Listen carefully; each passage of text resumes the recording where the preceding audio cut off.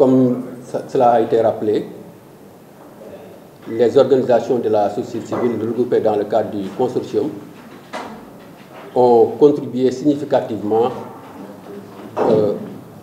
au déroulement du dialogue national sur le système politique initié par le chef de l'État. Et pour rappel, depuis près d'1 an, nous avions anticipé dans la réflexion en tenant des concertations en vue d'élaborer un livre blanc en guise de contribution de la société civile pour la consolidation de notre système électoral. Au-delà justement de ces conclusions, nous avions tenu un atelier de 2 jours pour que, effectivement, au-delà des organisations membres du consortium, réunir les associations des jeunes, les associations des droits de l'homme, les associations des personnes handicapées et même des acteurs au plan institutionnel comme l'ONEL, comme l'ONP, pour recueillir leur avis sur les questions essentiellement stratégiques. Évidemment, les conditions dans lesquelles le dialogue s'est tenu n'ont pas permis d'approfondir certains points. Nous avons tous constaté que le dialogue a duré 5 jours et il était difficile, justement, sur un certain nombre de points, d'aller vers, effectivement, les modalités techniques. C'est valable pour la question du bulletin unique, c'est valable pour la question, effectivement, du changement de modèle de gestion électorale en termes de compétences et de mission, en fait, donc de l'organe ou de l'autorité en charge, justement, des élections.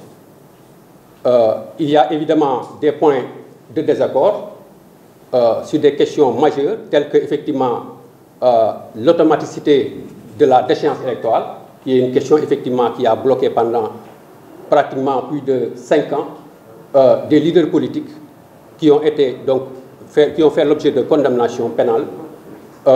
Nous aurions souhaité, en tant que membres de la société civile, en nous fondant effectivement sur les recommandations des missions d'observation, des missions d'audit du fichier électoral, et même pour s'aligner sur les standards internationaux, que justement que cette question soit définitivement réglée. Dans le cadre de notre contribution, nous avions indiqué des possibilités, à l'image de ce qui se passe par exemple au Madagascar. L'article 5 de la Constitution malgache, dans son alinéa 2, indique que nul ne peut être privé de son droit de vote si ce n'est par une décision de justice. Mais vous n'êtes pas sans savoir qu'ici au Sénégal, on est condamné pour une certaine durée ou pour un certain nombre de délits. Et de fait, ça entraîne en fait la déchéance électorale.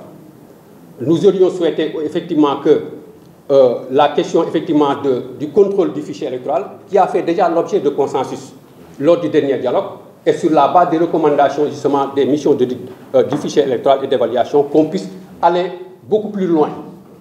Mais comme rappelé tout à l'heure, nous estimons que le vrai dialogue commence maintenant, parce qu'il va falloir, dans le cadre d'une commission ad hoc qui sera chargée en même temps du suivi, qu'on puisse approfondir ces questions-là. Pour revenir sur le bulletin unique, Babacar Fall sait qu'il y a eu un accord. Le premier accord sur le bulletin unique remonte à 2011. Nous avions obtenu à la fois un accord sur l'usage du bulletin unique, mais aussi sur les modalités. Et cet accord avait effectivement permis de déterminer, en fait, sur la base d'un tirage au sort, l'ordre, en fait, justement, qui doit être suivi pour la confection du bulletin de vote. Nous savons qu'il y avait la possibilité d'adopter l'ordre alphabétique, de faire un tirage au sort, pour effectivement que le candidat, effectivement, les candidats se suivent en fait donc sur la liste. Mais nous avions, de manière innovante, envisagé la possibilité de faire un tirage au sort et que si ça tombe, par exemple, par une lettre, quelqu'un dont le prénom est N, par exemple, après, on va partir maintenant, après O, P, etc. Donc, sur ce plan, on avait un consensus. Nous avions aussi rappelé que pour ce qui concerne, en fait, la faisabilité du bulletin unique, il y a 3 éléments qu'il faut prendre en compte. C'est d'abord la sécurisation du bulletin unique.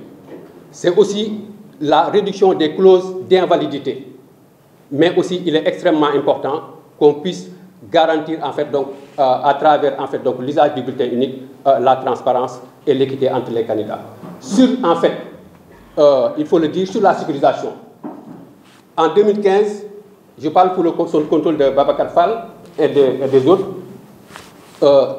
la Fondation Konrad Adenauer, avec l'Union européenne, avait commis un expert international en conception de bulletins uniques du nom de Jacques Zalès. Il avait indiqué qu'il y a deux procédés pour sécuriser le bulletin unique. Soit on utilise le filigrane, ou bien on utilise l'hologramme. Il y a des pays comme le Togo qui utilisent les deux à la fois. Évidemment, l'hologramme est plus cher, mais ce qu'il faut comprendre, au final, c'est que l'usage du bulletin unique, même si le coût unitaire du bulletin unique peut être 5 fois plus cher que le bulletin multiple, mais à l'arrivée, on parvient à faire une économie substantielle. Dans le cadre d'une étude d'ailleurs commanditée par l'ONG 3D en 2019, nous avions démontré, sur la base justement des listes de candidats aux élections législatives de 2017, qu'avec l'usage du bulletin unique, le Sénégal aurait pu économiser 4,5 milliards de francs CFA. Et cette année, lors des dernières élections législatives, on aurait pu économiser près de 8 milliards. Je ne parle même pas maintenant de la garantie de la transparence, parce que si un bulletin manque, il va manquer pour tous les candidats. Voilà. Alors, pour ce qui concerne maintenant les clauses, la réduction des clauses d'invalidité, avec l'usage du bulletin unique, souvent, il y a, sur le bulletin unique, il y a la photo, donc l'effigie du candidat tête de liste lorsqu'il s'agit d'une élection présidentielle. Il y a le symbole, il y a une case qui est réservée pour cocher effectivement en termes de validation ou de matérialisation du vote. Alors, si par exemple quelqu'un, une fois au bureau de vote, au lieu de cocher la case prévue, il coche par exemple la photo ou le symbole, est-ce qu'il faut valider ou non en fait ce vote? Alors, sur la base des normes internationales, on considère qu'il faut respecter autant que possible, avec l'usage du bulletin unique, la volonté de l'électeur. C'est que donc, si en fait, à la place de la case réservée, il coche le symbole ou en fait sur la photo, il faut valider en fait donc le vote. Donc, pour moi, ces questions-là devraient être réglées définitivement, comme aussi la question de l'accès au fichier électoral, qui a été une recommandation. Il s'agit de prendre le décret. Donc, le dialogue aurait pu avancer. Mais à la décharge en fait donc des acteurs, nous pensons aujourd'hui qu'il y a eu des contraintes de temps. Encore que je vais terminer par là, la question aujourd'hui essentielle de l'autorité en charge des élections. Il est vrai, il y a eu un accord à 100% dans cette commission, mais moi j'estime que même s'il y a eu des avancées, par exemple sur la volonté en fait ou l'engagement d'aller vers la constitutionnalisation en fait donc de la commission électorale, qui est d'ailleurs une recommandation de la Charte africaine de la démocratie et de la bonne gouvernance. Et d'ailleurs, beaucoup de pays de la sous-région ont constitutionnalisé la commission électorale. Et d'ailleurs, ça permet effectivement de garantir davantage l'autonomie financière. Vous n'êtes pas sans savoir qu'au début de la création de la Sénat était considérée comme une institution, en ce sens que son budget était directement voté par l'Assemblée nationale. Mais aujourd'hui, avec les recommandations ou les directives de l'UEMOA, le budget de la Sénat est logé justement au budget du ministère de l'Intérieur, alors que ça pose une question d'incohérence. Et je pense que la constitutionnalisation donc, de la commission électorale va garantir davantage l'autonomie financière.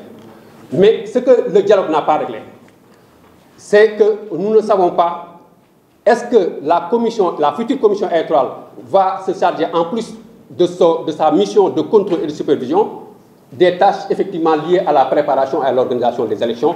Et je pense que ça, c'est des questions stratégiques que peut-être la commission qui sera mise en place donc pourra peut-être régler en termes d'approfondissement de la réflexion. En Wolof, alors, rapidement,